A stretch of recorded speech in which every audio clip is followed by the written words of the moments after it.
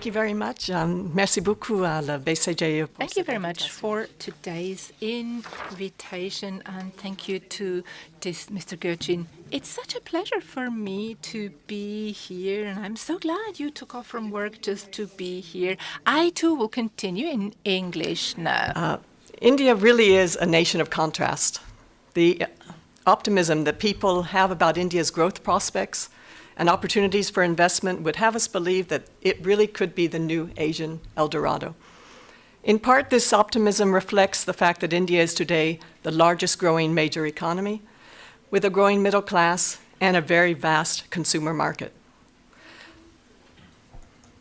But to really understand this, one must balance this optimism with an appreciation of the many paradoxes that are present in the country. India has a population of 1.3 billion people and is forecasted to overtake China's population by 2022. The country itself is hugely complex. There exist 22 major languages in addition to English, but over 1,500 minor languages and dialects are also spoken. India is a federal constitutional republic governed under a parliamentary system consisting of 29 states and 7 regions, territories really. India is home to at least 9 recognized religions, and a majority of the population is Hindu, but India also has the 3rd largest Muslim population in the world. So it's really become a cliche to speak of India in terms of paradoxes. The old joke is that anything you say about India, the opposite is also true. Anyone who has traveled in India or worked there or met the people cannot help but be moved by its outstanding beauty and cultural heritage, while at the same time not being blind to the terrible poverty and the inadequate infrastructure where bullock carts are still a favorite means of transportation for millions, where it takes you 6 hours to drive 300 kilometers on the main highway from Jaipur to Jodhpur in Rajasthan. India has 101 billionaires, the 4th highest number in the world, yet 50% of the population, some 680 million people, still lack the basics of a minimum acceptable standard of living. So how does one come to terms with a country whose population is over 30% illiterate, but which has world-class multinational companies like Tata, Reliance, Infosys, who has a space program, and has educated the world's 2nd largest pool of scientists and engineers, many of whom are stars in Silicon Valley, such as Sundar Pichai, Google CEO, and Satya Nadella of Microsoft, whose diaspora population is the largest in the world, with 16 million people living outside of the country. India boasts one of the world's most ancient civilizations, while being a very young republic and a liberal democracy, yet is hampered and held back by high levels of bureaucracy, gender inequality, and a discriminatory caste system. So to better understand all of these paradoxes, let's see some facts and figures. India is the 6th largest economy in the world and 3rd largest in Asia after China and Japan. But at the same time, India's GDP per head, its GDP per capita, is $1,734, which is less than a quarter that of China's at $8,100. There's still big gaps between the 2 largest emerging economies. India grew 7.6% last year compared to China's 6.7%. And optimism would lead us to believe that with today's faster growth, India has the potential to catch up very quickly. But India faces many challenges that China has already delivered on, especially in terms of capital investment, infrastructure, education, and eradicating poverty. Trade represents 22.4% of the nation's GDP, similar to that of Russia and Turkey. And last year, India was the 9th most attractive investment location, with FDI inflows of $44 billion, just behind Australia. Although official poverty rates, around 22%, have declined sharply due to important reforms undertaken over the past 2 decades, millions of Indians continue to live in dire conditions. The average number of years of schooling is less than 6, And according to Transparency International's Corruption Perceptions Index, India ranks 79th alongside China and Brazil out of 176 countries. Russia ranks far worse in 131st place out of 179. Lastly, 4 out of the 10 most polluted cities in the world are in India, according to the World Health Organization. Allahabad, Patna, and Raipur.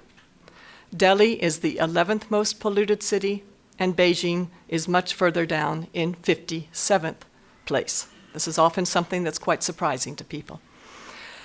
The size of India's economy is expected to reach $3.3 trillion by 2020, which means it would have doubled its GDP in 10 years. Growth forecasts remain very positive and represent opportunities for the country to catch up with the world's richer nations. India is now well poised to become the 3rd largest economy in the world by 2030, surpassing Japan, Britain, and the UK. There are even forecasts predicting that India will overtake the US economy by 2050. But catching up is not only about the size of an economy. It's also about managing growth that is sustainable, creating more jobs and better living standards for the population, improving overall prosperity, as well as focusing on environmental sustainability. That's really what competitiveness is all about. India has the advantage of a very young demography, with a median age of 26.7.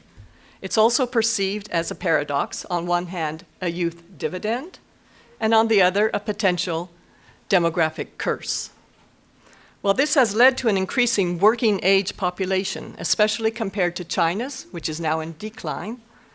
India desperately needs to create jobs for a young and aspiring population and bring many more women into the labor market. With 1 million young people entering the workforce each month, fears of insufficient job creation loom large in India. The slow growth of India's manufacturing sector is of concern to many observers of the Indian economy. Many experts believe that only an expanding manufacturing sector can deliver the jobs and growth that India so urgently needs to service the 250 million young people that will join the job market in the next decade. But manufacturing only accounts for 18% of GDP, much less than the 55% of the services sector. It employs 12% of the population. And India's IT services sector only employs 4 million people. About trade, India is the world's 20th biggest exporter, exporting $264 billion last year, and its 14th biggest importer of goods, importing $359 million.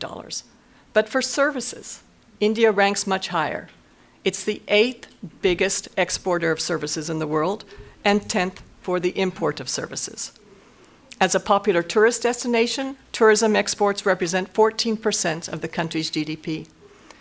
The paradox is that India exports goods worth less than 12% of the GDP, but imports many more. So the net contribution of the manufactured sector's exports to overall GDP is, in fact, fairly negligible. Overall, the country has a balance of trade deficit of 4%.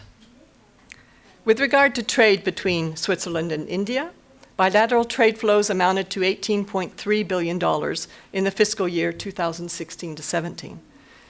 And as mentioned previously, Switzerland is in discussion with India concerning the European Free Trade Association to simplify trade relations, and next year the two countries will celebrate the 70th anniversary of the Indo-Swiss Bilateral Friendship Treaty of 1948.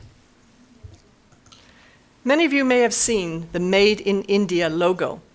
It's not only about the first Indian pop album to be sold on a scale comparable to Bollywood's film hits, but it's the logo of a lion made of gear wheels, reflecting the integral role of manufacturing in the government's vision and national development strategy.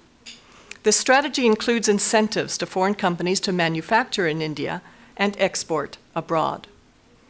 India's exports are primarily natural resources, gems, jewelry, pharmaceuticals, machinery, and manufactured goods. It also has an important automobile industry. Passenger vehicle sales in India crossed the 3 million mark for the first time in 2016. The segment has witnessed a growth of 9%. Agricultural exports represent 13% of the total.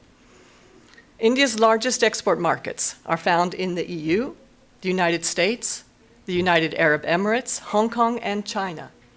India exports to Switzerland are mainly chemical products, textiles, precious stones, metals, and jewelry, and Switzerland is India's 46th export market, representing 0.3% of all exports. When we look at services, the services exports are primarily what are called other commercial services, representing 76.5% of the total, followed by tourism at 14%. Of these, information and communications technology, ICTs, represent about 45%, other business services 43%, and financial services only 4.1%. Lots of opportunities for cooperation there. India is also an important market for Swiss tourism, with almost 600,000 overnights spent by Indians in the country during the years 2015. That's a 22% year-on-year average. For IT-related services, Switzerland is a major market for Indian companies. The export of software and other IT-related services from India to Switzerland is estimated to be over $2 billion annually. With regard to imports, India is hugely dependent on energy imports, importing 82% of its crude, making it the world's third largest consumer of oil in the world. Consequently, the collapse in oil prices that has been a big windfall for the country, with prices having tumbled from over $100 in 2014 to less than half that last year and around $60 today. So some analysts are estimating that this alone has probably boosted India's GDP by 1% to 2%. Imports of manufacturers include gold and silver, electronic goods, precious stones, and machinery. With regard to Switzerland, Switzerland ranks 5th in terms of the import markets for India. That was something I found very surprising for such a small country. Second comes China, then the EU, then the United States, the United Arab Emirates, and the other Gulf states, particularly Saudi Arabia, primarily for its crude. About 4.2% of India's imports come from Switzerland, and Swiss exports to India consist of gems, precious metals, particularly gold and silver, machinery and equipment, precision instruments, pharmaceutical products, dyes and chemicals, fertilizers, watches, of course, and other luxury goods. But this is probably the one that you are most interested in, and that's the level of foreign direct investment. India ranked 9th in terms of the FDI inflows into the country in 2016, attracting $44 billion last year, just behind Australia and above Russia. It is expected to remain among the 10 most attractive locations for investment in the years to come. And according to UNCTAD's World Investment Report 2017, it expects India over the next 2 years fall just behind the United States and China in terms of investment attractiveness, moving all the way up to 3rd position. And although FDI inflows were stagnant in 2016, more or less the same as in 2015, there was increasing global interest in mergers and acquisitions in the Indian market. Since 1991, when the government has been gradually opening up the economy to foreign direct investment to supplement the domestic capital, technology, and skill requirements to accelerate economic growth, FDI has grown from less than $5 billion in 2000 to $44 billion last year. Today, FDI is allowed in almost all the major sectors of the India's economy. The sectors that attract the most investment are services, telecommunications, construction, computer software, and hardware. Switzerland is the 11th largest investor in India. Also, I found something to be quite surprising. As a large part of FDI in India is routed through other countries, including from Switzerland, The actual Swiss direct investment in India is estimated to be around 8.8 billion Swiss francs. Some 250 Swiss companies have a presence in India compared to only 170 in 2010, providing around 100,000 jobs. These mostly take the form of joint ventures, wholly owned subsidiaries, or branch enterprises. And numerous Swiss companies have established new manufacturing plants, especially to mitigate the consequences of the strong Swiss franc, but also because of the high import duties that are often found in India. At the same time, more Indian companies are discovering Switzerland as a favorable investment location that fits well into their international expansion program. Switzerland ranks as the 7th investment destination worldwide, and Indian investments into Switzerland worth $1.6 billion were made during the last 3 fiscal years. About 140 Indian companies have a presence in Switzerland, taking advantage of the country as an ideal gateway to the European market.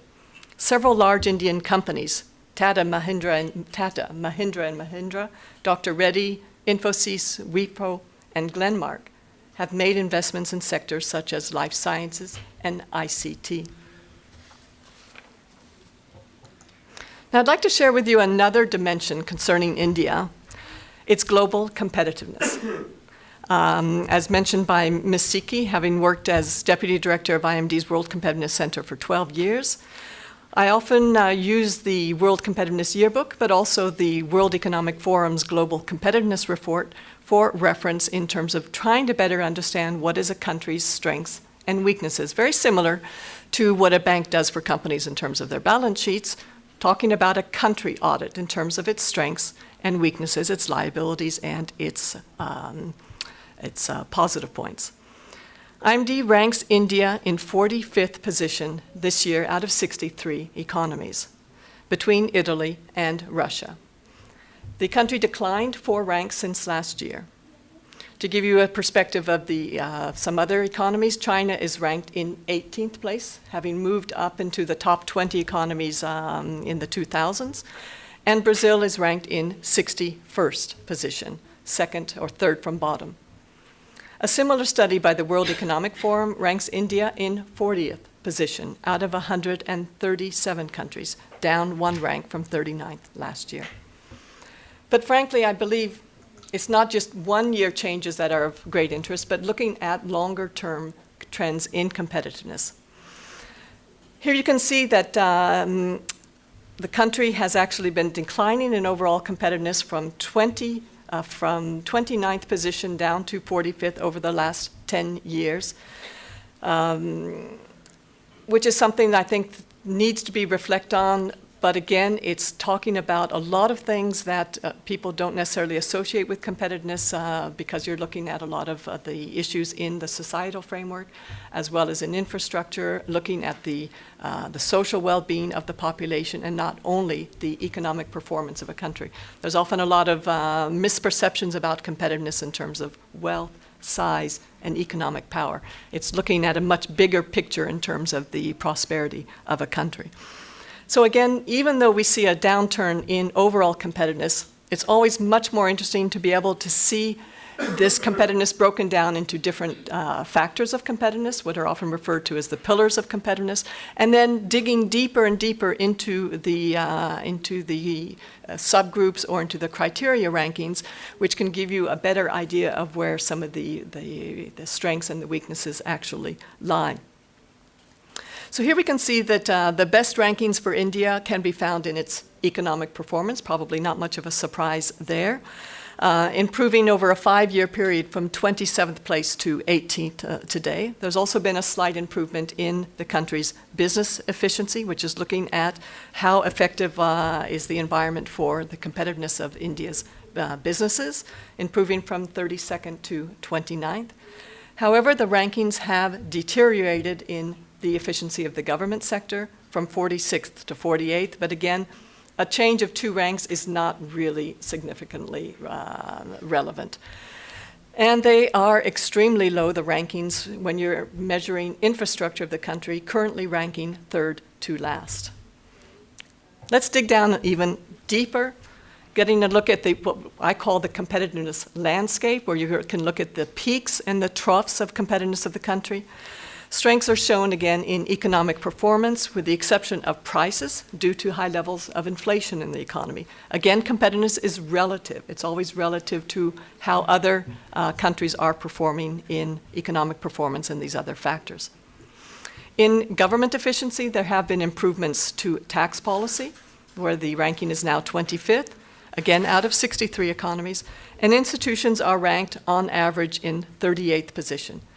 India shows, however, weaknesses in business legislation, ranking 55th out of 63, mainly due to, no surprise here, high levels of bureaucracy, red tape, corruption, and burdensome regulations.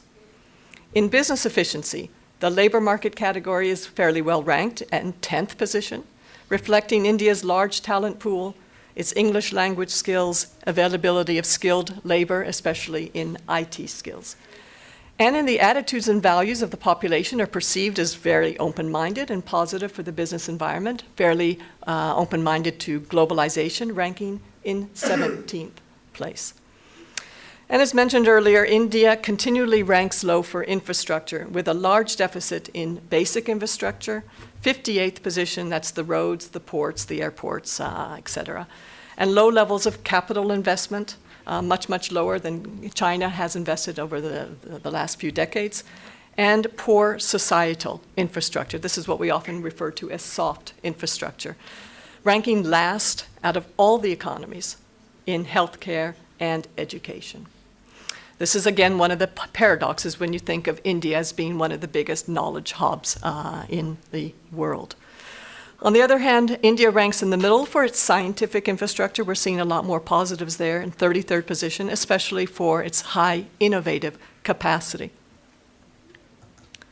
On the liability side of the balance sheet, obstacles to doing business in India include high levels of bureaucracy, a slow judicial system, which is often perceived as being very ineffectual for many people having to deal with it, insufficient intellectual property enforcement, rigid labor laws, inadequate infrastructure, low labor productivity, and problems of corruption. All of these remain of concern to those doing business in India and obviously for potential investors.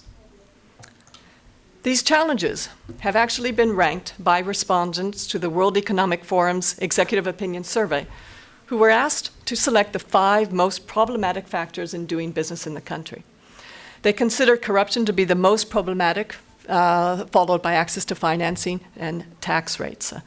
Concerning the first problem of corruption, this is supported by another report that was released by Forbes magazine that showed India having a 69% bribery rate, worse than in Vietnam, Thailand, Pakistan, and Myanmar, perceived as the most corrupt countries in Asia. But it should be mentioned that corruption in India is mainly found in dealing with the public services, okay? So mainly dealing with schools, hospitals, police, ID documents, utility services. The good news, because there always is that the political situation is very stable, and the present government of Prime Minister Modi has successfully implemented reforms to improve the environment for doing business. And recent polls show that many Indians believe that his efforts against fighting corruption are making significant progress. So we're seeing that the cost of doing business is very high, and the procedures involved can be very intimidating. Without local knowledge, it's very difficult to do business in the country. Therefore, it's vital that anyone interested in investing in India take the time to get to know the country, its business procedures and practices, and the ins and outs of how business is conducted. Some indicators from the World Banque Doing Business report can help understand what one is up against. Just for some examples, it takes on average 30 days and 12 procedures to set up a business, as opposed to 5 in the high-income countries. Construction permits are also a costly pursuit involving 30 procedures and taking about 144 days. Registering property takes up to 53 days with 8 procedures. Now, the cost of getting electricity is relatively cheap in comparison to the rest of South Asia, but the number of procedures involved can be very time-consuming, taking around 46 days. You also need a lot of perseverance and patience for enforcing a contract, which can actually take up to 1,445 days due to inefficiencies in the legal system. The tax system is also highly complex, and paying taxes can be a nightmare without local help and legal assistance. But back to our paradoxes. Remember that whatever one says about India, the opposite is also true. In the same World Bank Doing Business report, India stands out as one of the 10 economies that has improved the most, moving up 30 places to the top 100 out of 190 ranks. These improvements were helped by a slew of reforms in taxation, licensing, investor protection, and bankruptcy resolution. For example, the time taken to obtain an electricity connection in Delhi has been reduced from 138 days 4 years ago to only 45 today, giving India a ranking of 29th. There's also been improvements in investor protection, easier to obtain credit, and paying taxes is now faster since many taxes require electronic payment. There's a lot more e-commerce, and compliance has been simplified. And lastly, the introduction of the national goods and service tax should be a step towards creating a more unified and single market and simplifying the tax code. As for any country, there are always opportunities where there are challenges. India has many competitive advantages that makes it attractive to investment. As the world's fastest growing major market, it represents a large and growing consumer market. Its market today is ranked 12th globally, but is expected to become the world's 5th largest consumer market by 2025. Its middle class, estimated at anywhere, depending on how you're measuring it, between 26 and 260 million people, is also growing very rapidly and is forecasted to increase to 475 million by 2030. About 40% of India's population will be living in urban areas by 2025, and these city dwellers will account for over 60% of the consumption in the country. And around half of India's population is under 25 years old, and they aspire to higher consumption and better living standards. Other competitive advantages include a very strong entrepreneurial spirit, openness to new ideas, and a high innovative capacity. English is one of India's official languages. Many Indians speak it, and workers are at ease with information technology.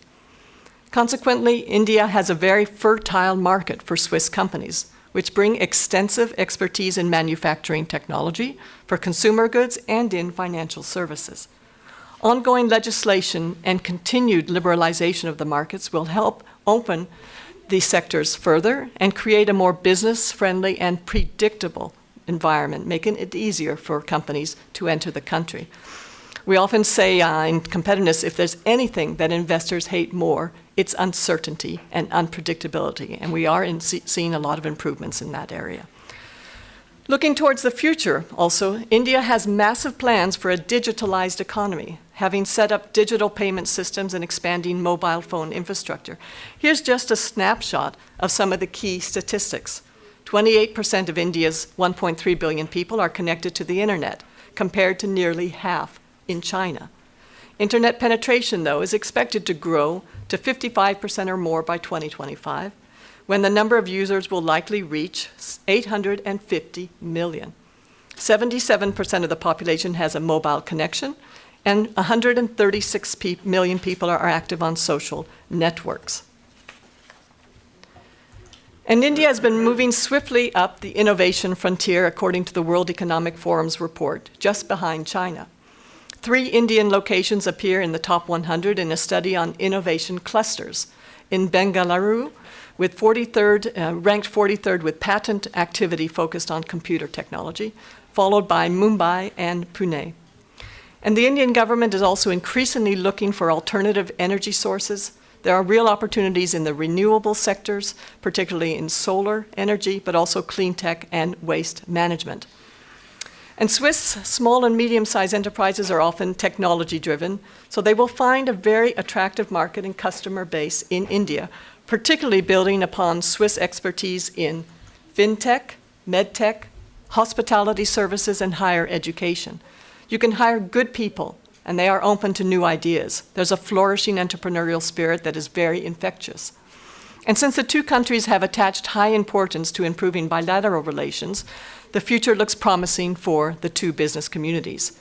And as mentioned before, India is increasingly attractive as a location for manufacturing for export, which means opportunities for Swiss suppliers.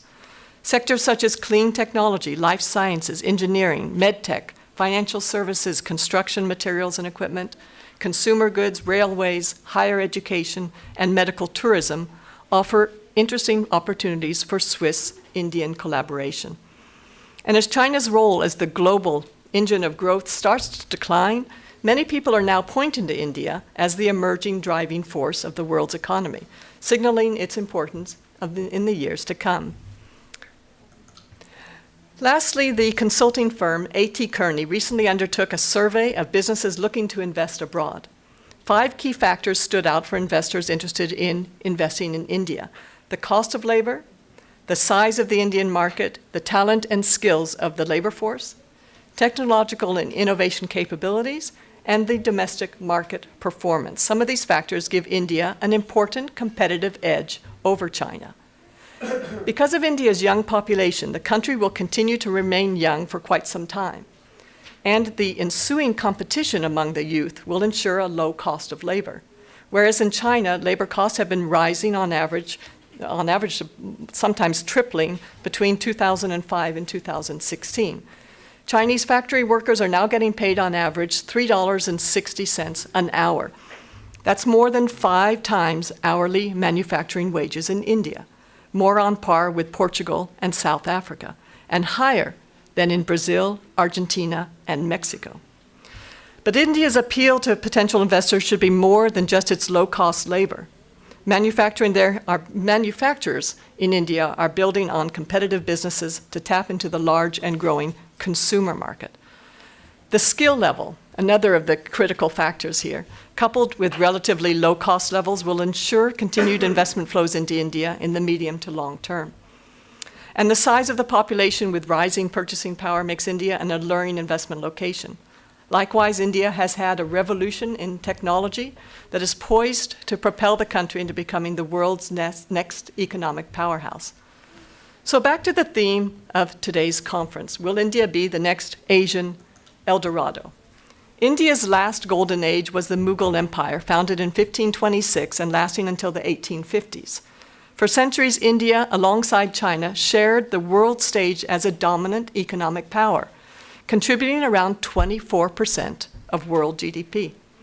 And up until the 18th century, India was a world leader in manufacturing, producing 25% of global industrial output.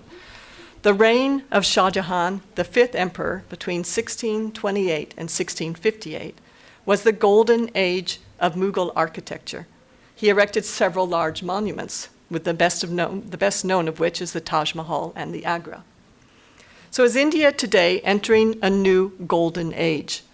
As India celebrated its 70th anniversary this year, not only is it one of the fastest growing economies in the world, it is also going through a period of unprecedented economic liberalization, granting overseas investors more access to its vast market and creating an investment climate that has much more predictability.